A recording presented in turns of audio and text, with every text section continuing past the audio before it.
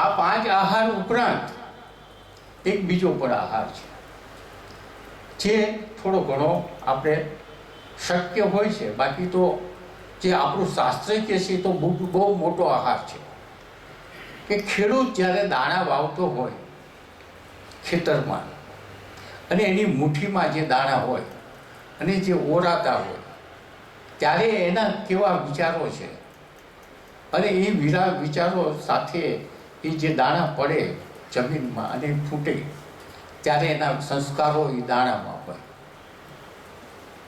અને પછી લણે ત્યારે એ લણવાવાળા કેવા છે. પછી એનું ખેતરમાં આવ્યું, પછી વેપારી પાસે આવ્યું, વેપારી કેવા પૈસાથી ખરીદ્યું, અને ખરીદ્યા પછી હોલસેલમાંથી પાછું રિટેલમાં ગયું, રિટેલમાંથી આપણે ઘરે આવ્યું. હવે એ સુધીનું તો શક્ય નથી સુધારવું. આપણે ઘરે અને આવ્યું ત્યાં સુધીને આગળનું જે છે એ સુધારી શકીએ એમ નથી. પણ ઘરે આવ્યું ત્યારે કેવા પૈસાથી આવ્યું એ સુધારી શકીએ એમ છીએ. પહેલાંના વખતમાં જ્યારે અનાજ આવતું ત્યારે ઘરે દળવામાં આવતું. મા, દીકરી કે બેન કે પત્ની વહેલા સવારમાં 4 વાગે ઉઠી અને દળતી હોય. એની અંદરના જે ભાવ હોય કે મારો દીકરો ખાશે, મારો પતિ ખાશે, અને એ જે ભાવ સાથે દળાતું હોય, અને એ વખતે પાછા પ્રભાતિયાના ગીત ભજન થતા હોય, અને ભજન થતાં થતાં દળાતું હોય, અને એ જે અન્ન ખાય દીકરો કે પતિ કે ભાઈ કે બાપ. અને અત્યારે જે ઘંટીઓમાં દળાય છે, સમૂહ ઘંટીઓમાં, ને એ વખતનું જે અનાજ આપણે ઘરે આવે, પછી રસોઈ બનતી હોય ત્યારે રસોઈ બનતી વખતે જે રસોઈ બનાવતું હોય એ વખતના વિચારો કેવા હોય છે, આ બધા સંસ્કારો આવે છે. એટલે જનક રાજાએ એમ કીધું છે કે તારે જો મુક્તિ જોતી હોય તો પહેલાં આ બનાવો. મૂળ વાત એ છે કે તારું પહેલાં સદાચારી જીવન હોવું જોઈએ. આ સદાચારીનું જીવન બનશે. આજે છે એક ઋષિ હતા, એની પાસે 4-5 છોકરાઓ વિદ્યા અભ્યાસ કરવા માટે આવ્યા. વિદ્યા અભ્યાસ કરવા આવ્યા એને પહેલું જેને શિક્ષણ આપ્યું એ સત્યમ વદ, પહેલું શિક્ષણ આપ્યું. એટલે કે હવે કાલે પાકું કરીને આવજો. બીજે દિવસે છોકરાઓ આવ્યા, પાકું થઈ ગયું. એટલે કે 5-7 છોકરા હતા, એમાંથી બધા છોકરાએ કીધું, એક છોકરાએ કીધું પાકું નથી થયું. બીજે દિવસે આવ્યા, પાકું થઈ ગયું. બધો છોકરો કીધું ના, બાકીના બધા કે પાકું થઈ ગયું. 5-6 દિવસે છોકરાને પૂછ્યું કે હજી પાકું થયું કે નહીં? હવે તે કે ગુરુદેવ હવે પાકું થઈ ગયું. કેમ તને 5 દી કેમ લાગ્યા? આ છોકરાઓને તો 1 દિવસ. આપે કીધું સત્યમ વદ, એટલે અમને તમે આદેશ કર્યો કે હવે તું કાયમને માટે સત્ય વદ. જ્યાં સુધી હું સત્ય વધતા ન શીખું ત્યાં સુધી હું કેમ કહું કે પાકું થયું? સત્યમ વદ, સત્યમ વદ માત્ર શબ્દને પાકો નથી કરવાનો, પણ શબ્દને જીવનમાં બનાવવાનો છે. એટલે એવી રીતે આ પણ અષ્ટાવક્રજી એમ કહે છે કે તું પહેલા સદાચારી બન. જ્યાં સુધી આપણે સદાચારી નથી, આપણું જ્યાં સુધી જીવન સદાચારી નથી, ત્યાં સુધી આપણે પરમાત્માની ભક્તિ કરવાને માટે લાયક નથી. એટલે જનક રાજાને પહેલું જ આ સૂચન આપ્યું. પણ હવે એમ કે તું આવું તો બધું કર, પણ પછી તારામાં આ અવગુણો બધા કાઢ. આજે તારામાં જે બધા અવગુણો હોય એ કાઢ, પણ એની બદલીમાં પાછા લાવવાનું હોત હારવાર કહી દીધું. અષ્ટવક્રજીએ અવગુણો કાઢવાનું કીધું, પછી લાવવાનું કીધું. એ લાવવાનું શું શું કીધું છે એ આપણે જોઈએ. કે તું ક્ષમા, આર્જો, દયા, સરળતા, સંતોષ, અને સત્યનું પાલન કરે. હવે ક્ષમા, આપણે ક્ષમાને એક બહુ સામાન્ય રીતે ક્ષમાને ક્ષમા એટલે માફ કરવું. પણ માફ કરવું છે, પણ માફ કરવાની જે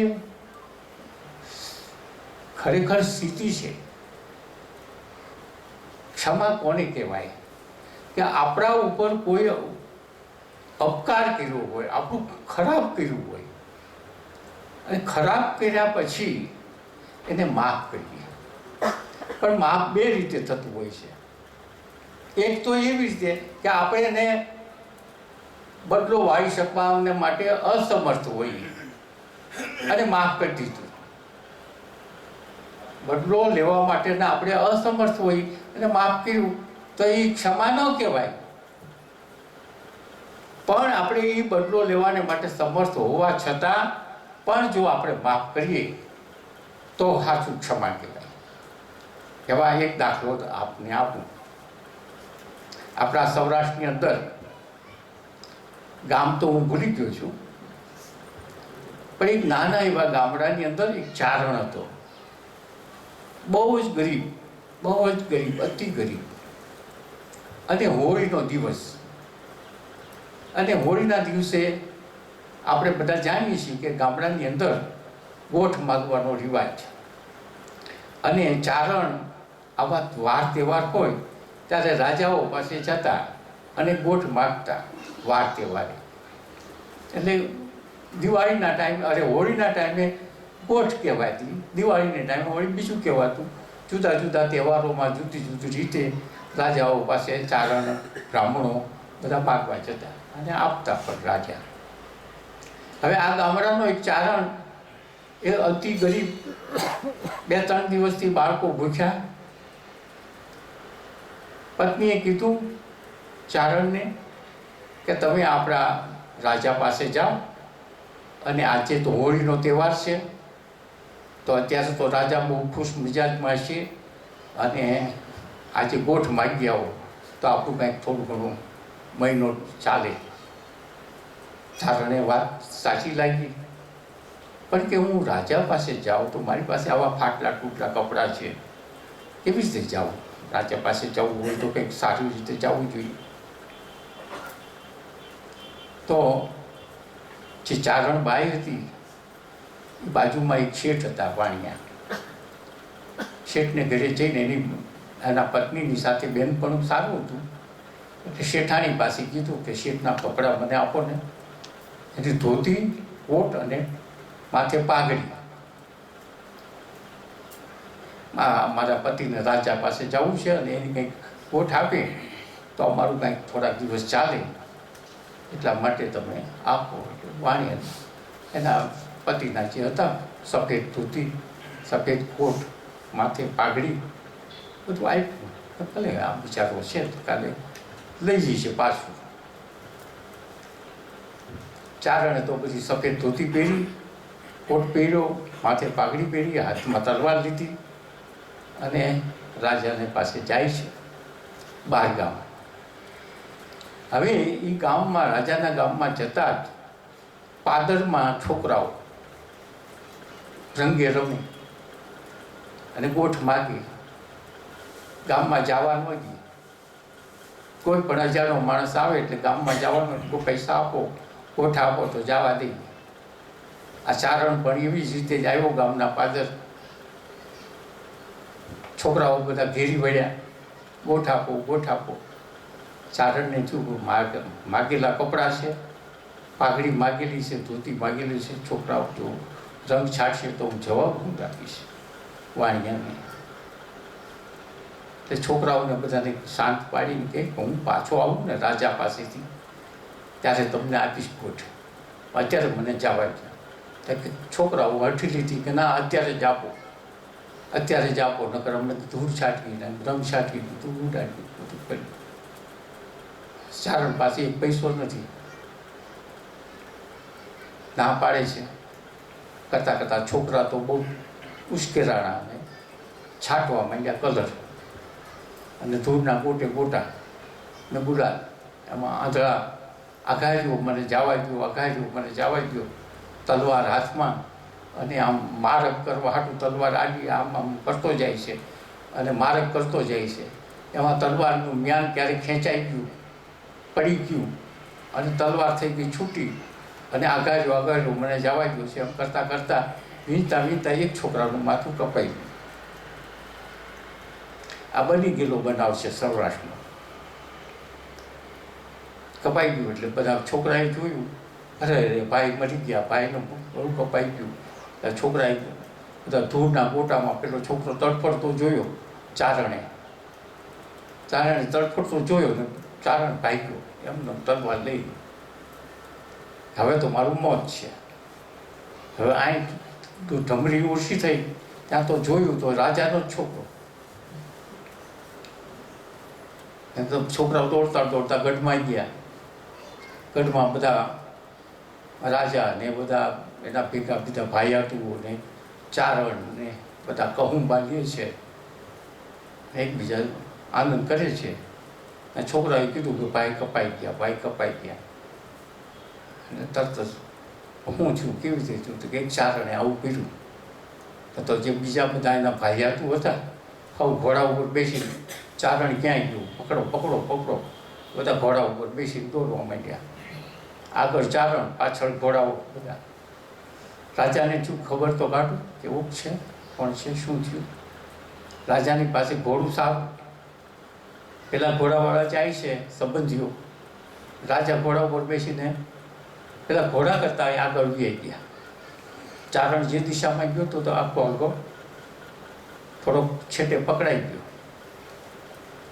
ચારણ ગળામાં હાથ રાખી, તલવાર રાખીને ઊભો રહી ગયો. રાજાએ કીધું કાંઈ કરતો નહીં, હું આવું છું હમણાં, તું કાંઈ આગળ વધતો નહીં. એમને ઊભો રહ્યો. ઘોડા ઉપરથી હેઠા ઉતર્યો રાજા. હું થયું બોલ. એટલે ચારણ કે બાપુ, કેટલાય દિવસના છોકરા ઘરે ભૂખ્યા છે. બાઈ મને એમ કે આ વાણિયાના ઘરેથી કપડાં લઈ આવી દીધા, અને એ કપડાં પહેરીને તમારા ઘરે ભીખ માગવા આવ્યો, ગોઠ માગવા આવ્યો છું. પણ આ સફેદ કપડાં મારે જો છોકરા બગાડે તો મારે એને જવાબ શું દેવો? એટલા હાટું કે હું છોકરા પાસે રસ્તો કરવા માગતો હતો આમ તલવારથી. છોકરાઓ કલર ચાટવા માંડ્યા. રસ્તામાં ક્યારેક મ્યાન છૂટી ગયું અંદરથી, અને તલવારમાં આ થઈ ગયું કે હવે તમે જે કરવું એ કરો. રાજાએ કીધું કે જો પાછળ મારા ઘોડા બધા મારા હગાવાલા આવે છે, તને છોડશે નહીં. જે થયું એ થયું, મારો આ ઘોડો લઈ લે, તું બેસીને ભાગી જા જલ્દી. એને રાજાએ ઘોડો આપ્યો. ઘોડે ઉપર ચાકણ બેસી ભાગી ગયો. થોડીક વાર થઈ જાય, પેલા આવ્યા બધા હગાવાલા, ક્યાંય ગયો, ક્યાંય ગયો, ચારણ ક્યાંય ગયો, તમારો ઘોડો ક્યાંય ગયો? રાજા કહે છે મારો ચારણ બહુ બહાદુર, એટલો બધો બહાદુર કે મને પહોંચી ગયો, મારો ઘોડો આંચકી ગયું, મારું ઘોડું આંચકી ગયું. હવે ચાવાઈ ગયું. હાલો આપણે શમશાન યાત્રા કાઢીએ. આ ક્ષમા, આનું નામ ક્ષમા કહેવાય. એટલે જનક રાજાજી જે અષ્ટાવક્રજી કહે છે તારામાં ક્ષમા છે, કે તું રાજા છો, પ્રજા તારી પાસે કેટલી બધી છે, એમાં કેટલાય ગુનાઓ આવતા છે, કેટલાય કરતા છે, કેટલું છે, પણ કેવી રીતનો બનાવ બન્યો અને એ બનાવ ઉપરથી તારે કેવી રીતનો ન્યાય આપવો, એને ક્ષમા કહેવામાં આવે છે. એટલે આપણે તેમ કહી કે જા મેં તને ક્ષમા કરી દીધી, તને માફ કર્યું, પણ આપણે જે માફ કરતા હોઈએ છીએ અને આવી રીતે જે આવા પ્રસંગોમાં જે માફ થાય એ સાચી ક્ષમા. દયાનંદ સરસ્વતીનો દાખલો છે આવો. જે દયાનંદ સરસ્વતી તો આપણા ટંકારાવાળા થઈ ગયા, એ જાણ્યું છે. એ મૂર્તિ પૂજકના વિરોધી હતા. એટલે બ્રાહ્મણોના કર્મકાંડમાં વિરોધ. એટલે બ્રાહ્મણો થયા કે આ જો ન હોય ને તો આપણું કર્મકાંડ બહુ સારું ચાલે. એટલે બ્રાહ્મણોએ રસોઈયાને ફોડ્યો કે તું ઝેર દઈ દે. રસોઈયો તો એવો કે ઝેર દઈ દીધું. ત્યારે સરસ્વતી તો બહુ જ્ઞાની હતા અને યોગ વિદ્યાના જાણકાર હતા. એટલે તરત એને શરીરમાં ઝેર પીવું એટલે ખબર પડી ગઈ કે ઝેર દીધું છે. રસોઈયાને બોલાવ્યો કે તે મને ઝેર આપ્યું છે અને આ લોકોએ તને એમ ફોડ્યો છે. હવે હું મારા યોગ દ્વારા હું ઝેરને પરસેવાથી કાઢી નાખું છું, પણ હવે આવું ફરી વાર ન કરતો, હું તને માફ કરું છું. માફ કર્યું, પરસેવાથી ઝેર કાઢી નાખ્યું. રહ્યા ફરી પાછા 6 મહિના 12 મહિના થયા, પાછું એ જ રસોઈયો, એ જ બ્રાહ્મણ વળી પાછું ફરી વાર ઝેર દીધું. ત્યારે એ ઝેર પાછું પેટમાં ગયું. ત્યારે દયાનંદ સરસ્વતીએ કીધું કે તે હવે પાછું મને ઝેર દીધું છે અને હવે તો હું નહીં બચી શકું. હવે હું આ પ્રયોગ દ્વારા કરી શકીશ નહીં. તો હવે જો આ ફલાણી જગ્યાએ પૈસા પીયા છે, એ પૈસા લઈને તું ભાગી જા, નકર મારા જો શિષ્યો આવશે ને તો તને મારી નાખશે. તેને પૈસા ભાગવાના પૈસા આપ્યા અને ભગાવી. આ ક્ષમા. એટલે જનક રાજા નહીં, અષ્ટાવક્રજી એમ કે છે કે તારામાં આ ગુણ છે, તારે ઈશ્વર પ્રાપ્તિ કરવી હોય, તારે મુક્તિ મેળવવી હોય તો પેલા ક્ષમા. ક્ષમા એટલે આવી રીતનો ક્ષમાનો ગુણ હોવો જોઈએ, એ જીવનમાં હોવો જોઈએ, ખાલી બોલવા પૂરતો નહીં. ક્ષમા પછી કે છે આર્જવ. આર્જવ અને સરળતા. આર્જવ અને સરળતા લગભગ સરખું છે. હું રાજા છું, મારે આવું મને માન મળવું જોઈએ, મારું આવું સન્માન થવું જોઈએ, મારા માટે આવી બધી આગળ છડીઓ પોકારવી જોઈએ. આવું જ હોય તો જ હું ભોજન લઉં, આવા જ કારણે હું લઉં. આ જે સરળતા ન કહેવાય. સરળતા એટલે આપણા જીવનમાં જ્યાં જ્યાં જે જગ્યાએ જેવી પરિસ્થિતિ હોય એ પરિસ્થિતિને અનુકૂળ થઈ જવું. જ્યાં આપણે હોઈએ, જ્યાં આપણું હાજરી હોય અને એ હાજરી હોય ત્યાં જેવી પરિસ્થિતિ હોય એ પરિસ્થિતિને અનુકૂળ થઈ જવું. રબર ને પાણી આપણે હોય તો પાણી જે વાસણમાં ભરીએ એવું એ પાણી થઈ જાય. રબર પણ એવું જ હોય કે રબરને દબાવીને જેવું એનો ઘાટ કરવો એવું રબર થઈ જાય. એનું નામ સરળ. પણ એ પાછો એનો માત્ર દેખાવ પૂરતો સરળ ન હોવો જોઈએ, એ ખરેખર અંદરથી એવો સરળ હોવો જોઈએ. અમારે તો આપણે ઘણા હું જોઉં છું, હાલશે, ભાવશે, ખાલશે, ચાલશે, આવી બધી મોટી લાંબી વાતો કરતો હોય, પણ પછી બહાર જઈને પાછો ટીકા કરતો હોય. આ તો આમ કીધું, ના તો આમ કીધું. તો એ સરળતા ન કહેવાય, કારણ કે તે તો ખાલી બોલવા ખાતરની સરળતા કરી. પણ સરળ તો ખરેખર અંદરથી સ્વભાવ સરળ થઈ જવો જોઈએ. આપણો સ્વભાવ એવો સરળ થઈ જવો જોઈએ.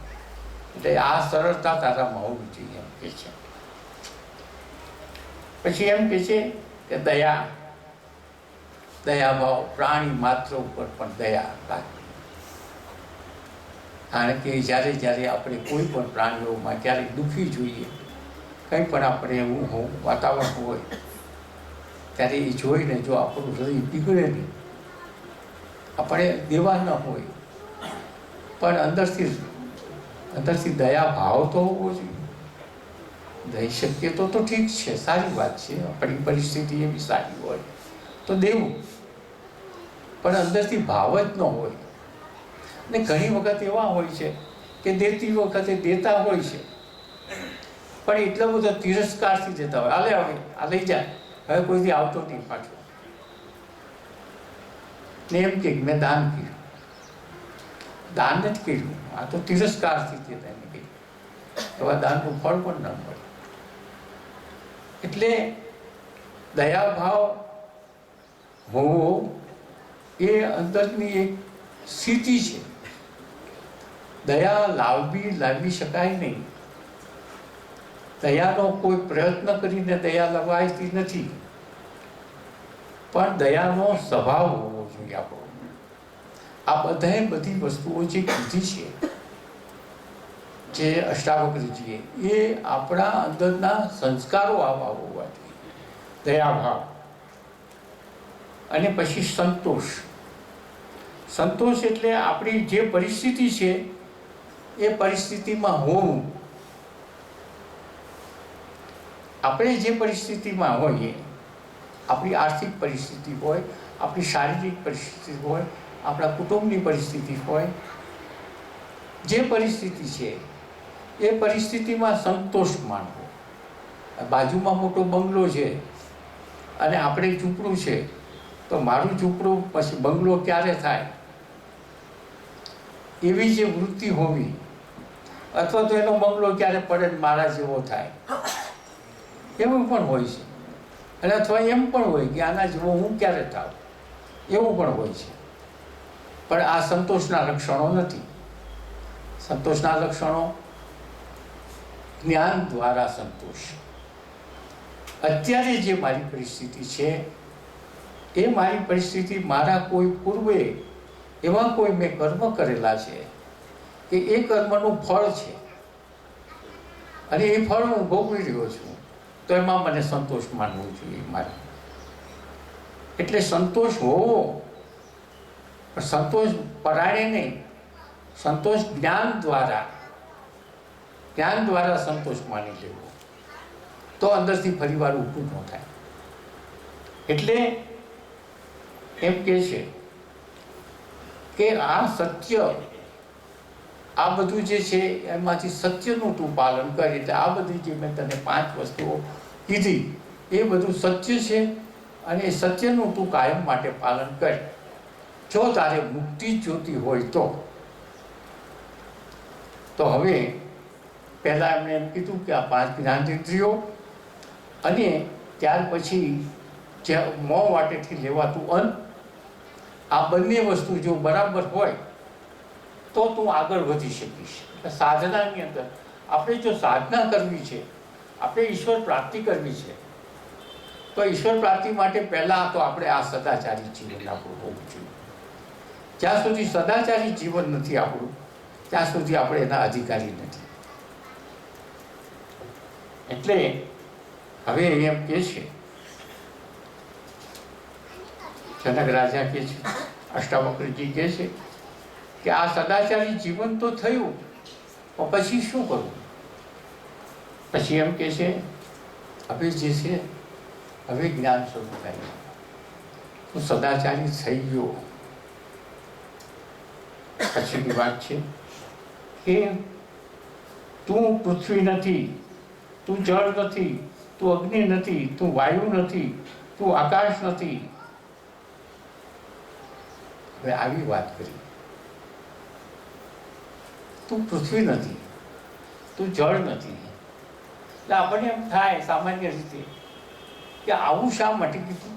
તો માણસ છું, મારું નામ જનક છે, અને તું પૃથ્વી નથી, તું જળ નથી, તું વાયુ નથી, તું અગ્નિ નથી. આ શું? આકાશ, વાયુ, અગ્નિ, જળ અને પૃથ્વી, આ 5 તત્વો છે. આ 5 તત્વોથી આપણે બધા બનેલા છીએ. આપણું શરીર એ પહેલા એમને શરીર માથે કાપેલું જનક રાજાએ, કે જ્યાં સુધી શરીર છે અને શરીરનો મોહ છે. બાકીનો બધો મોહ, બહારથી જગતનો મોહ છોડવો સહેલો છે. જગતના પદાર્થોનો મોહ છોડવો સહેલો છે. ગમે એટલા કિંમતી હોય છતાં આપણે બહારના સંબંધો જે મોહ હોય ને છોડી શકીએ, પણ શરીરનો મોહ છૂટવો બહુ અઘરો છે. ભલે આપણે બધા શિબિરોની અંદર કે હું શરીર નથી, હું શરીર નથી, પણ હું શરીર નથી એ તું અંદરથી બરોબર તું અંદર જોતો ખરો. તું શરીર નથી તો તું શું છો? તું શરીર નથી એટલે આકાશ, વાયુ, પાણી, અગ્નિ, પૃથ્વી તત્વ, આ 5 તત્વોથી આખું જગત બન્યું છે. 5 તત્વોથી સૂર્ય બન્યો છે, 5 તત્વથી ચંદ્ર બન્યો છે, 5 તત્વોથી ગ્રહો બન્યા છે, 5 તત્વોથી પૃથ્વી બની છે. અને આ 5 તત્વોની પૃથ્વીમાંથી આપણા શરીર બન્યા છે. આપણને એમ થાય કે આવું કેમ, આવું કેમ? તો આપણે આપણું શરીર શેમાંથી બન્યું એવો વિચાર કરીએ. આપણું શરીર શેમાંથી બન્યું? આપણે હાવ જન્મ થયો ત્યારે હાવ નાના આવા હતા, અત્યારે આટલી આવડું મોટું શરીર થયું તો શેમાંથી બન્યું? દાળ ભાત શાક એ કંઈક અન્ન ખાધું એમાંથી આપણું શરીર બન્યું. એટલે જે અન્ન ખાધું એનું રૂપાંતર શરીર છે.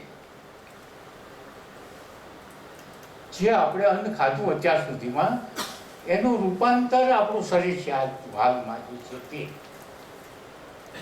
તો અન્ન શેમાંથી બન્યું? અન્નનું રૂપાંતર શું? અન્ન 5 તત્વોનું, 5 તત્વોમાંથી અન્ન બન્યું. અન્નનું રૂપાંતર થયું કારણ કે દાણો વાવ્યો, દાણો જમીનમાંથી ફૂટ્યો, એમાંથી જે રસ ખેંચી અને એમાંથી ડૂંડું થયું ને એ અનાજ થયું. તો એ જમીનમાંથી જે ખેંચાણું એ 5 તત્વો ખેંચાણા અને એ 5 તત્વોમાંથી આપણે અન્ન અને શાકભાજી કે જે કંઈક છે એ બધું એમાંથી થયું અને એ આપણે ખાધું અને એ ખાધું એ અન્નનું રૂપાંતર શરીર છે. એટલે જનક રાજા એમ કહે છે કે તું પૃથ્વી તત્વ નથી, તું વાયુ તત્વ નથી, તું અગ્નિ તત્વ નથી. કારણ કે તું એમ માનીને બેઠો હો કે મારું શરીર, પણ તારું શરીર 5 તત્વોનું છે. અને જ્યારે તારું શરીર છૂટી જશે ત્યારે શરીરનું શું થશે? આ શરીરને માનો કે આ શરીરને બાળી નાખે તો બાળી નાખે તો અગ્નિ તત્વ અગ્નિમાં ભળી જાય, વાયુ તત્વ વાયુમાં ભળી જાય, જળ તત્વ જળ તત્વમાં ભળી જાય, પૃથ્વી તત્વ પૃથ્વીમાં ભળી જાય છે. તો 5 તત્વોમાંથી બન્યું, 5 તત્વોમાં ભળી ગયું. 5 તત્વોમાંથી બન્યું, 5 તત્વોમાં ભળી ગયું. તો એવા જે 5 તત્વોના રૂપાંતર વારંવાર થાય છે. આ રૂપાંતર જ થાય છે, બીજું કંઈ છે જ નહીં. એટલે એમ કીધું કે તું શરીરમાં, અરે તું અન્ન નથી, અરે તું પૃથ્વી નથી, તું જળ નથી, વાયુ નથી, આ તું નથી. ત્યાં સુધી શરીરનો મોહ છે. અને આ શરીરનો મોહ શા માટે તું રાખે? આ મેં તમને અગ્નિનું કીધું બાળી નાખે, પણ માત્ર બાળી માનો કે કાગડા કૂતરા ખાઈ જાય, માનો કે એને દાટે, માનો કે પાણીમાં નાખે, તો છેવટનું સ્વરૂપ શું થાય? છેવટનું સ્વરૂપ 5 તત્વોમાં ભળે છે. આપણા શરીરનું છેવટનું ગમે તે રીતે એનું વિસર્જન કરે આપણા શરીરનું, તો છેવટનું તો એ જ થાય છે કે 5 તત્વોમાં ભળે. એટલે જનક રાજાએ સીધી જ કાઢેલો કે તું આ 5 તત્વોથી જે બને આ તારું તું નથી. જ્યાં સુધી શરીર છૂટે નહીં, શરીરનો મોહ છોડવાનો છે, શરીર છોડવાનું નથી. શરીર ભલે પણ જો ઈશ્વર પ્રાપ્તિ કરવી હોય તો શરીરનો મોહ પહેલા છોડવાનો. શ્રીમદ ભાગવતની અંદર આપણે કૃષ્ણ ભગવાનની 10મા અધ્યાયની અંદર છે કે ગોપીઓ સરોવરમાં નાય છે, વસ્ત્ર નથી, કૃષ્ણ ભગવાન કદમના ઝાડ ઉપર અર્થના અનર્થો કેવા કરે છે એ આપણે ત્યારે એને બધા વસ્ત્રો લઈને ઉપર ચડી ગયા અને કીધું કે તમે બહાર આવો અને પગે લાગો, ઊંચા હાથ કરીને પગે લાગો. કૃષ્ણ આવું કરે ખરો? કૃષ્ણ એમ કે છે કે શરીરના સંબંધો છોડો. ગોપીઓને એમ કે છે કે જે શરીરનો મોહ છે આ એનો પ્રયોગ છે. આ 10મા અધ્યાયમાં જે આ જે વાત છે એને જો બહુ વિવરણ કરીએ તો ખબર પડે. તેને કીધું કે તમે આ રીતે આવો, પગે લાગો ઊંચા હાથ કરીને. એટલે શરીરનો જ્યાં સુધી મોહ છે ત્યાં સુધી ભક્તિ બરાબર નથી. ભક્તિ કરવી હોય, મુક્તિ જોતી હોય તો પેલા શરીરનો મોહ છોડો. ટાઈમ થઈ ગયો છે, આપણે આગળ વધશું. આજે તો 3જો શ્લોક ચાલે છે ને કાલે પૂરો કરશું અને સમય 6 થઈ ગયા છે, બરાબર છે? તો બધા આપણે એક સાથે 5 ગાયત્રી મંત્ર બોલીએ અને પછી લાઈટ કરો, લાઈટ ઉપર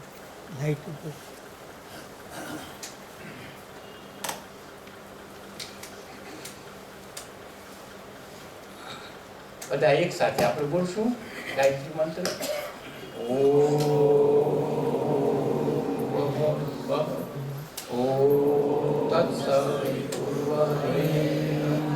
ભર્ગો દેવસ્ય ધીમહિ ધિયો યો નઃ પ્રચોદયાત્. ઓમ તત્સવિતુર્વરેણ્યં ભર્ગો દેવસ્ય ધીમહિ ધિયો યો નઃ પ્રચોદયાત્.